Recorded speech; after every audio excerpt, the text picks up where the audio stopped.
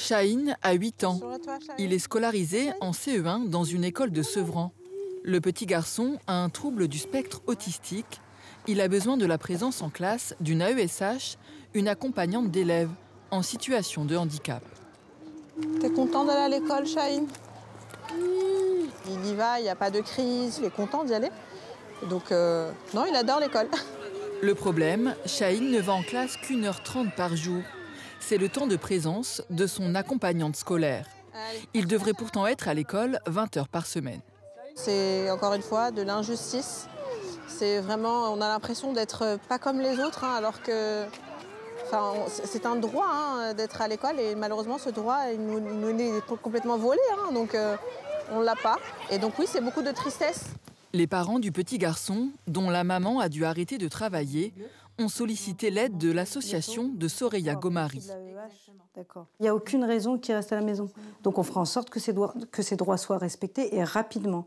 Car dans ce courrier, l'État reconnaît le droit de Chahine à bénéficier d'une accompagnante scolaire 20 heures par semaine. Ses parents prévoient de mettre en demeure l'éducation nationale. Avec l'association, ils envisagent même une action en justice. Ce que je veux, moi, c'est qu'ils arrêtent d'avoir honte d'avoir un enfant porteur de handicap.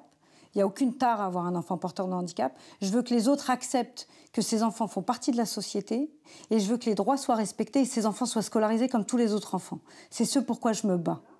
Pour coordonner le combat en Seine-Saint-Denis, un collectif s'est constitué il y a 3 mois. Autour de l'association de Soraya, des parents d'élèves et des avocats.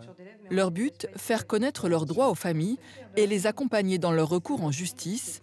Une aide indispensable dans un département fortement précarisé. Ces personnes-là qui sont parmi les plus précaires, qui ont besoin d'aide, et parfois c'est des gens qui ont tellement de charges aussi au quotidien, parce que gérer à la fois la situation de leur enfant handicap, gérer la précarité, ça prend beaucoup de temps. Si on ne les accompagne pas dans le collectif, elles ne peuvent pas faire valoir leurs droits et on les laisse de côté. Contacté, le rectorat de l'Académie de Créteil a répondu par mail que 160 AESH étaient en cours de recrutement. D'après l'intersyndicale enseignante, il en manquerait au moins 2200. Pour la famille de Chahine, comme pour des milliers d'autres, il y a urgence à faire valoir les droits de leurs enfants à aller à l'école.